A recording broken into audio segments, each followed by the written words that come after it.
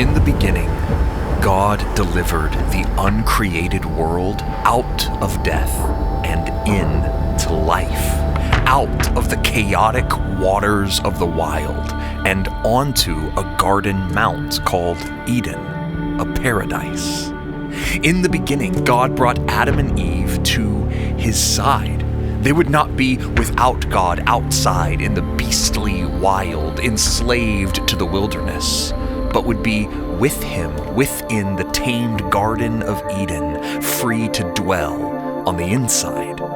In fact, God deputized them to join him in his ongoing act of creation. He gave them his rule and his word so that they might cover the world's beastly wilderness of death with his Eden life.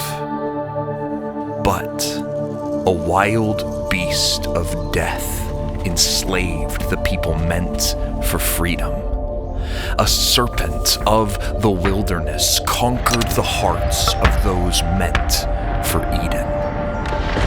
So Adam and Eve were driven out of the land of life and into the land of death, out from the freedom of Eden, pursued by the serpent into the wilderness.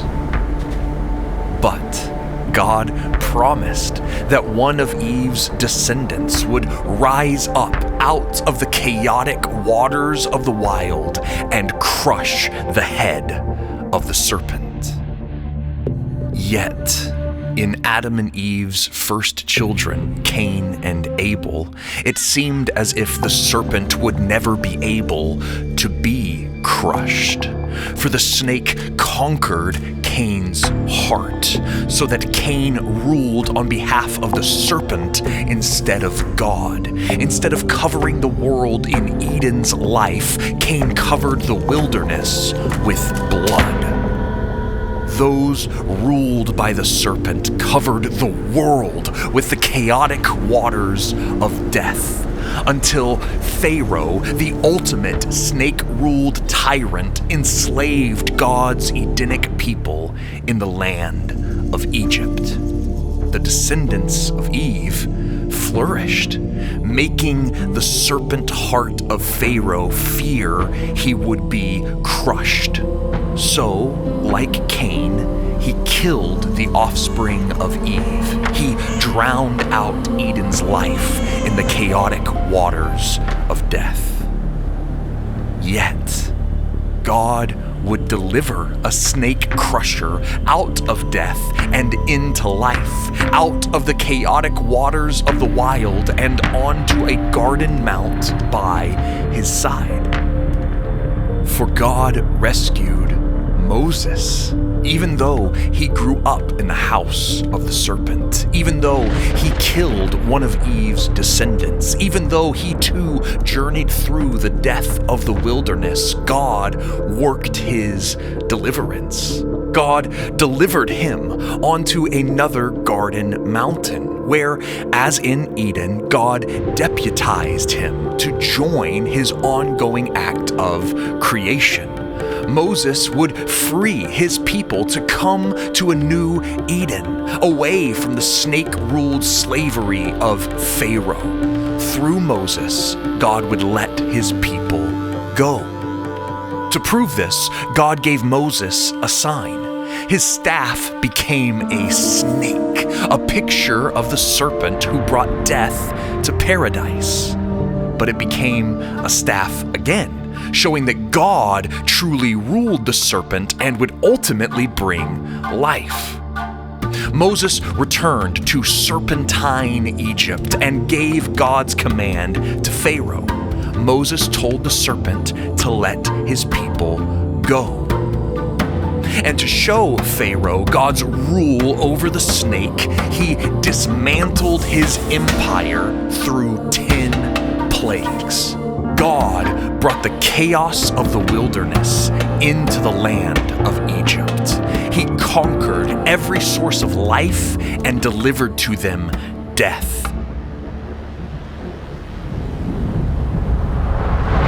Plague after after plague proved who truly ruled over Pharaoh and the serpent, and the final plague proved who would crush whose descendants. For death came for those ruled by the serpent, while it passed over Adam and Eve's children. God had broken the snake-ruled reign of Pharaoh, and, as he promised, the serpent finally let his people go. But not until God dealt a final blow. For as the serpent pursued Adam and Eve out of Eden, Pharaoh pursued God's people out of Egypt. But the snake's pursuit of God's people would be what defeats him. For as he did in the beginning, God ruled over the chaotic waters of the wilderness. He brought his people out of death and into life, from slavery in Egypt to a new mount called Sinai. But Pharaoh and his snake-ruled desire to cover the world in blood was washed away by his own chaotic waters, by his own pursuit of death. His life was crushed. Out of this flood, God would begin a new creation. He brought his Adam-like ruler up a new mountain, a new Eden. There, God would show his people how to live apart from the rule of the snake. For God gave Moses his law, detailing how to have a life with him that is free instead of being ruled by death, which enslaves. He showed them how to create Eden in the wilderness, how to have life with God in a place where death seems to reign. Yet, no sooner than God's commandments were made did his people turn back to the serpent's ways. No sooner did God give them a new way of life, did it break. For like Cain, the snake's rule had made its way into their hearts, so that even though God had broken their physical chains, their hearts were still the serpent's domain.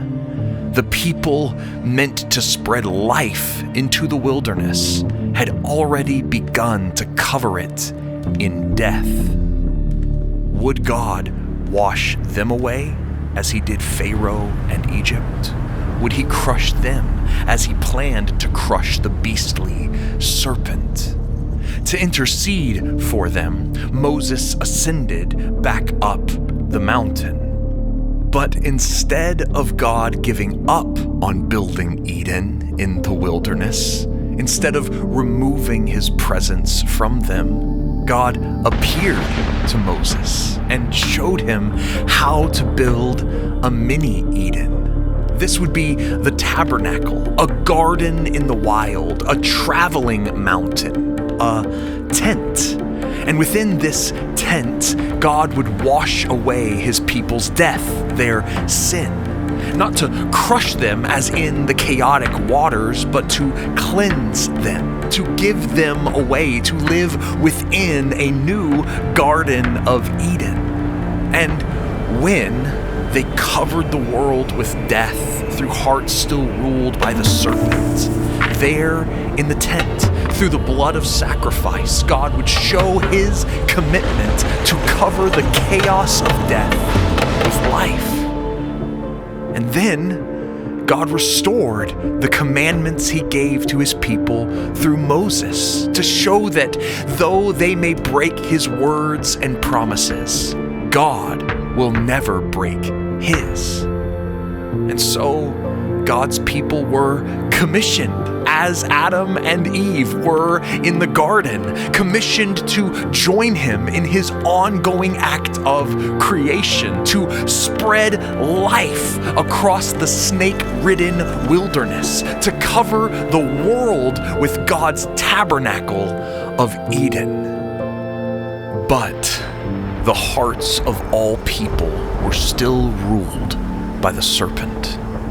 For he had not stopped his pursuit of Adam and Eve's descendants, and had set his eyes on a new Moses, the one God would use to bring deliverance. He set his sights to crush the newborn Jesus. Through another Pharaoh-like ruler, another Cain-like killer, the snake sought to slaughter Eve's offspring. But, like Moses, as a child, Jesus was delivered out of death's chaotic waters to be the final snake crusher. For Jesus came to his enslaved people enslaved by the tyrannical rulers of the Serpent's wilderness, people enslaved to political powers, spiritual oppression, illness, and death. Yet Jesus plagued the serpent by dismantling his empire of possession and sickness. Jesus covered a dying world with life. To those trapped under the chaotic waters, Jesus brought deliverance. Then, like Moses, Jesus brought his people to a new mountain, a new Eden, to show them that he was still committed to building a garden to be with them.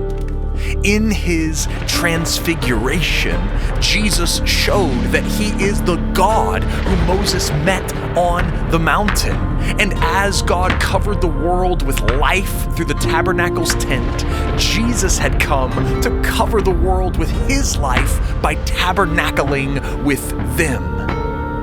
And to do this, Jesus would cover over our death with life. Jesus would become the tabernacle's final sacrifice. And as it did in Egypt, the snake's pursuit of God's people would be what defeats him. For the serpent worked within his snake-hearted servants to bring death to Eve's ultimate descendant. His desire to cover the earth with death and blood would culminate in the snake crusher being crushed. For Jesus was enslaved to the same grave as Adam and Eve, Abel and Cain. Jesus went under death's chaotic waves. He was beaten by the beastly serpent's wild and waste. Yet, as he did in the beginning, God delivered Jesus out of death and into life. He overthrew the chaotic waters of the wild so that all people could be free to dwell in his paradise. Jesus conquered the serpent. He crushed his head, as he said at the start. But he not only broke the physical chains of our slavery to death, he freed us from the serpent's rule over our hearts. And now, Jesus is sending new chosen deliverers to cover the wild death of the wilderness with Eden's life. And he will not stop crushing the serpent until all the world is filled with Christ. Hey everyone, my name's David Bowden with Spoken Gospel, and I wanted to thank you for watching our introduction to the book of Exodus. And if you have been with us for a long time, you might have noticed that this is the second time we've released a video introducing the book of Exodus. Exodus, the very first time, was our pilot episode, and we felt like we had learned so much about how we make these videos and how to tell these stories that we wanted to give at least just this one video another go. So we hope you enjoyed it. It was a pleasure for us to make it and share it with you. And just to remind you, We are Spoken Gospel. We are on a mission to speak the gospel out of every single part of the Bible, and we do it through free resources like the video you just watched. If you want to see all of our free resources, be a part of supporting our ministry, just go over to spokengospel.com.